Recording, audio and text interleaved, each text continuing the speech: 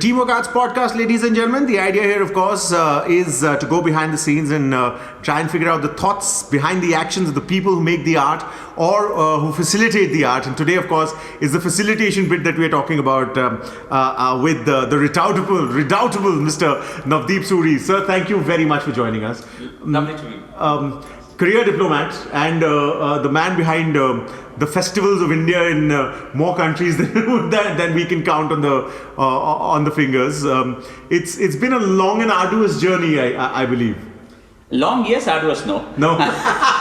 It's been a lot of fun along the way. I have to say that part of the journey has been learning from people like Teamwork Arts about the arts, and not just about Indian art and culture in a general sense, but how do you present the finest of Indian art and culture when you are an Indian diplomat overseas.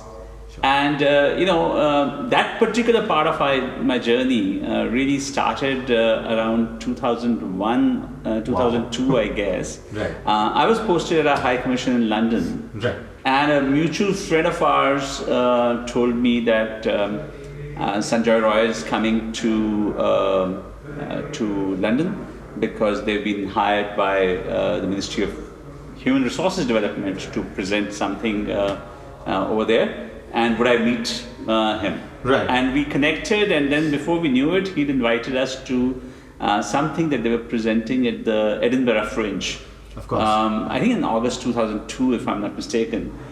And my wife and I went there, and it's like one of those eureka moments where you say, oh my God, this is how it's supposed to be presented. Because until then, as diplomats working at various embassies, we'd only been subjected to the Sarkari way of doing things. Absolutely. Right? And suddenly when you saw the difference that the attention to detail, to light, to sound, to costumes, to presentation could make, it was really something special. So when we then went to London, to South Africa, and I had this feeling that, particularly engaging with the large Indian diaspora in South Africa, but also with the mainstream South African communities, that what they knew of Indian art and culture was really dated and really cliched. Sure. And I had now been woken up to how things are presented in Edinburgh. So I called up Sanjay and said, look, I'm Consul General in Johannesburg. I'd like to create something which brings contemporary Indian art into South Africa. Sure. And so he came, kicking and screaming. And I set up a bunch of meetings with him. And one of those meetings was with the head of the Tata Group in South Africa, but also with Ranbaxy and Mahindras and others. And I think kind of on a trial and error basis, we created a new model to present Indian art and culture, which is more of a PPP model, a term which is very fashionable these days. But I can tell you 20 years back, it wasn't that much. And a lot of people frowned at what we were trying to do. Right. But the idea was that could we get the private sector to support our efforts as embassy or as consulate to promote Indian arts. And so that really was the genesis of the first collaborative thing that we did with Sanjay and Teamwork Arts, which was a festival called Shared Histories, celebrating India and South Africa. And I have to say that my successor and his successor and so on carried it forward, and it something that we created on an experimental basis really became a part of the cultural landscape for the next 11 or 12 years. Absolutely. I think it's also a matter of pushing, isn't it? I mean, you push hard enough because, as you said, for the doors to open, the hinges get a little worn, and the whiff of intellectual arrogance also sort of acts as door stoppers sometimes, does it?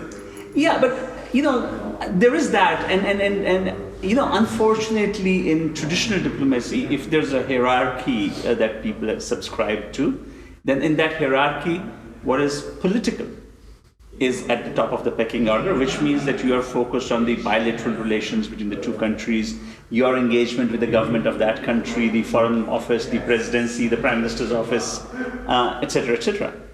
And the next in pecking order is probably economic. Sure. So it's the whole thing about promoting trade and investment and working with the corporates and so on. And culture is typically relegated below. And I used to subscribe to that until I found that by using culture as a diplomatic tool, what it does is enables us to reach out to influencers of that society, Sure. To people whose voices matter, project Indian soft power Yes. in a very subtle, unobtrusive kind of way, For sure. but in ways that build durable relationships between art and artists. In fact, that's what I was about to say, that the whole soft power thing was actually en vogue after all of this had happened, so to speak. And so this was, in a sense, the pioneering of the soft power state of India in that way. And the beauty of it was that it wasn't really stepping on any toes, but it was certainly forging its own path, wasn't it? Because, as you said, it was contemporizing the heritage, but it was also placing it in a very, very now context, wasn't it? It is, but also, to my mind, soft power projection, it's about ideas. So when we did this massive festival in Australia, the Prime Minister had committed that we must do a festival of India in Australia, and I was High Commissioner there, and it kind of fell upon me to devise how we're going to do this. What we ended up doing was the largest ever Indian festival or any overseas festival pretty much in Australia. We did 72 events Sure. over 3 months in 6 different cities. But amongst them was, for example, a play of Shakespeare done in Hindi in a very, very different style. Absolutely. And it kind of made people sit up that, Indians can be so irreverent about Shakespeare. Or, in Canberra, they have a Museum of Democracy, which is their old Parliament building. And we did an exhibition of political cartoons. Wow. In that Museum of Democracy. And we had a lot of prominent politicians come by to look at them, and they'd leave with a little wry smile on their face. But the message subliminally was that India is a country where you can afford to crack a political joke. Sure. I hope we still can. And where you have that ability to laugh at yourselves. And when you start that democracy conversation, it's amazing how other things emerge out of it. So to me, India's soft power, its presentation, its projection, the collaboration with Teamwork Arts, who could do it so effectively and successfully with us. Sure. I believe that it enhanced my effectiveness as a diplomat representing my country overseas. Wow, absolutely. I mean, we tend to which is a little sad, because for a country where art and aesthetic was woven into the very fabric of life, for it to have to become something that needed to be underlined, to be pushed, etc., was a little disconcerting. And of course, there's the attribution of intent as well, as you said. And I'm sure for a diplomat, as I said earlier, not treading on toes yet walking your own path must have been quite a juggling act, no? There was no dearth of people who were trying to look for hidden motivations and agendas and so on. I remember somebody actually sending off a nasty anonymous letter saying my wife is actually owner of Teamwork Arts or part owner of Teamwork Arts or something like that. So I have a very personal agenda in this. There was the usual inquiry by audit into all of this, and thankfully, even the auditors were objective, and they looked at all the books and realized that everything was in perfect order. I think you got to take that element of risk when you venture into a new format, and that's the pity, because there's no risk associated with bringing a sarkari group and putting out something mediocre. Yes. Nobody's ever going to question it. Absolutely. You may not make an impact, but then these are impacts that are not measurable. For sure. Right? But when you stick your neck out and create a different model, there will be people who feel either threatened or envious or whatever.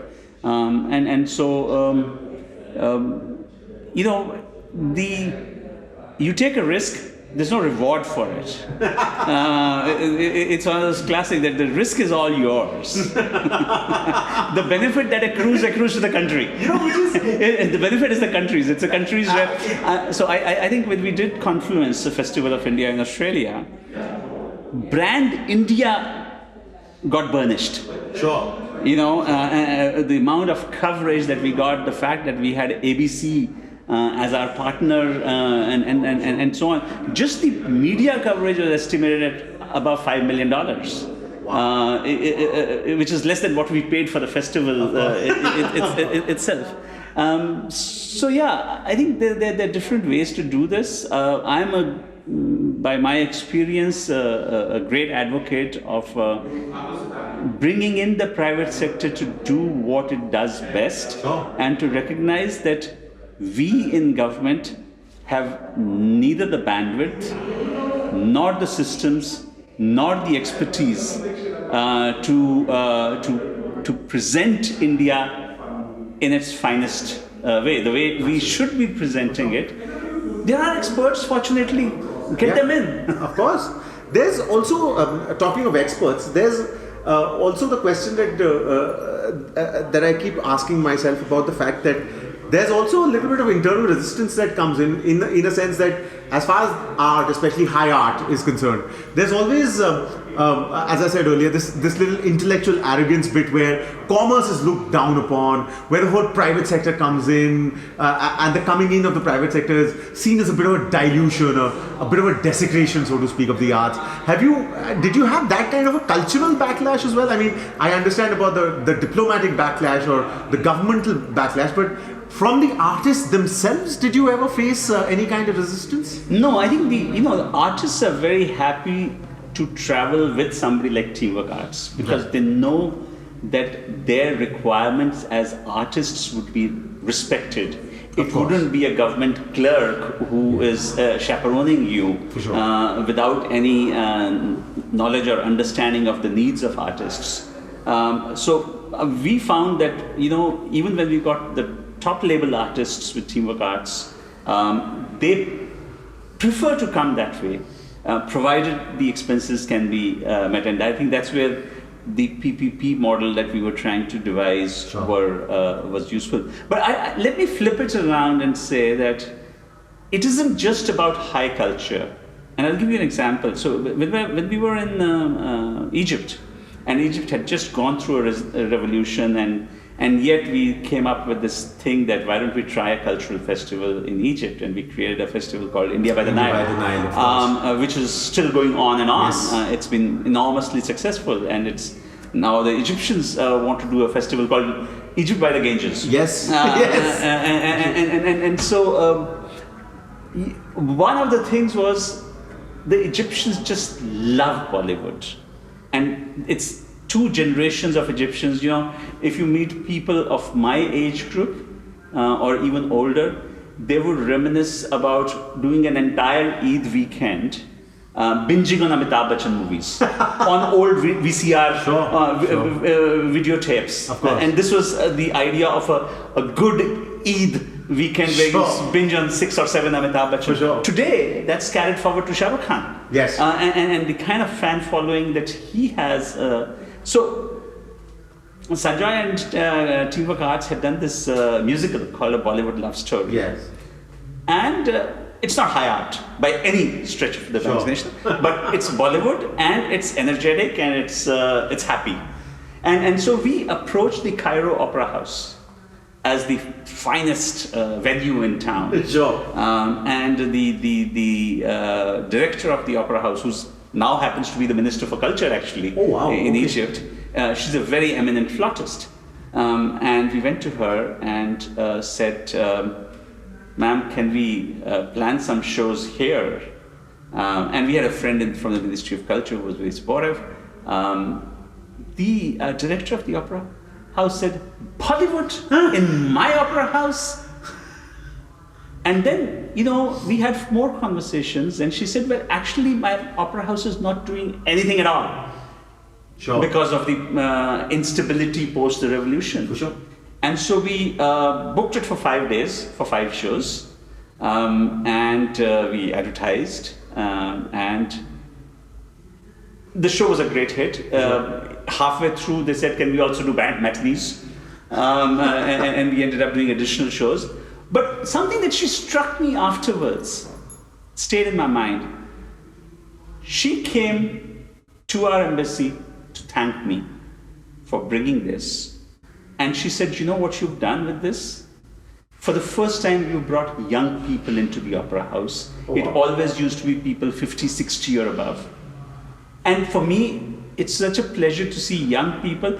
And Cairo Opera House is a jacket and tie dress code. Sure. So also for these youngsters who are in jeans and sneakers to wear a jacket and dress up for the occasion and come. And she said, just for that we've been able to draw such a different audience into the Cairo Opera House.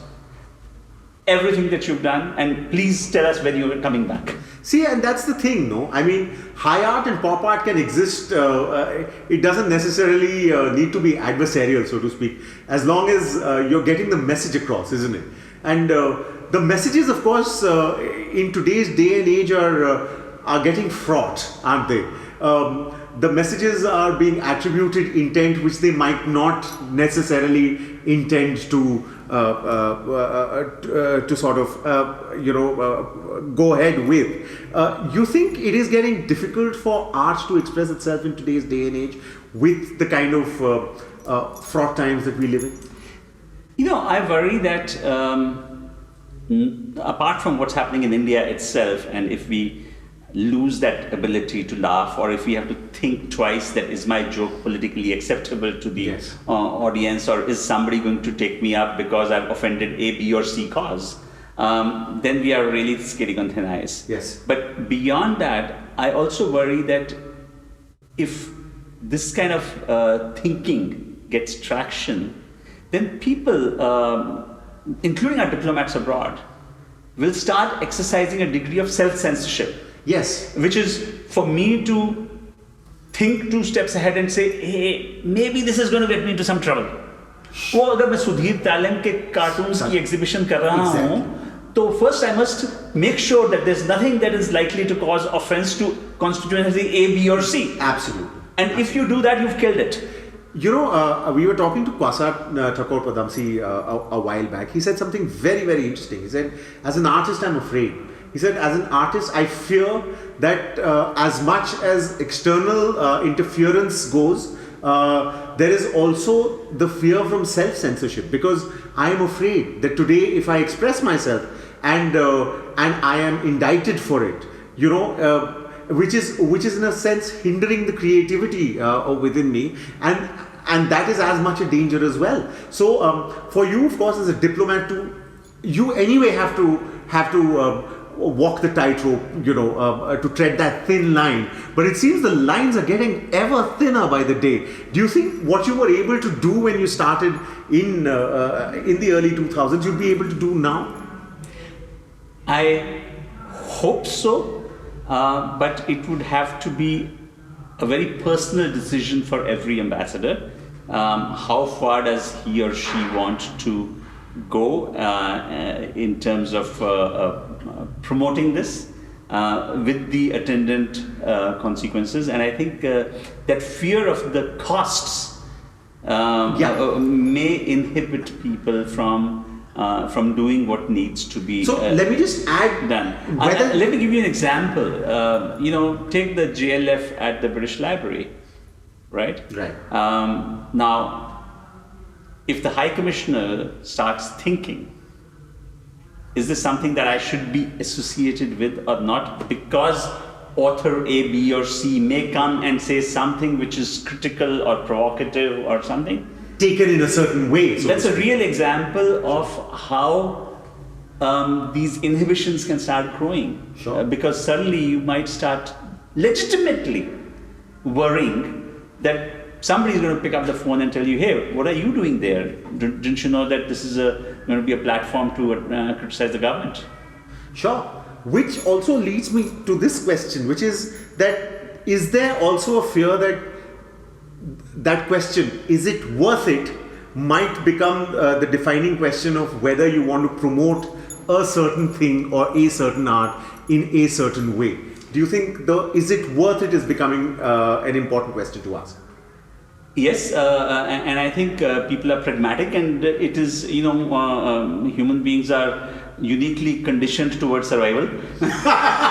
Of course they are. and so people will take decisions that will ensure their survival for the longest period of time, right? Of course. I think that is a legitimate fear. Sure. That is this going to impact my well-being? Yeah. If so, And it's quite literal now, isn't it? It's not just a figurative question. so if so, thanks but no thanks. Let me do something else. For sure. Maybe it's safer for me to promote trade and investment. For sure. But the other side of it is that will you end up promoting a monochromatic Yes.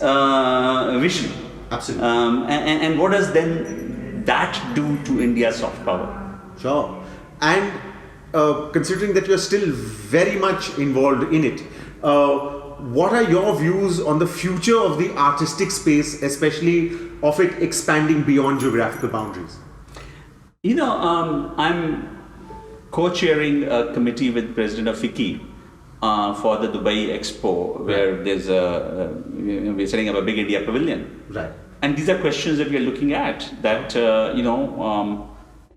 given all that we know, Sure. what is it that we are going to present that promotes India in the best light, and yet steers clear of controversy? Sure. And that is actually, in a nutshell, what a diplomat's job is, which is Currently a retired diplomat, so an ex-diplomat. as they say about art, you can take a diplomat out of the service, but can you really take a diplomat out of a diplomat? I think it's a lifelong job, isn't it? As a diplomat, I wouldn't have said half the things that I've just said. Yes. So that prefix of ex-diplomat is quite liberating. It's liberating, isn't it? But when you look back, is there always a smile on your face? Ideally, yes. Yeah. Why not? Despite appearances of what our job is, there are times that it can be very stressful. For sure.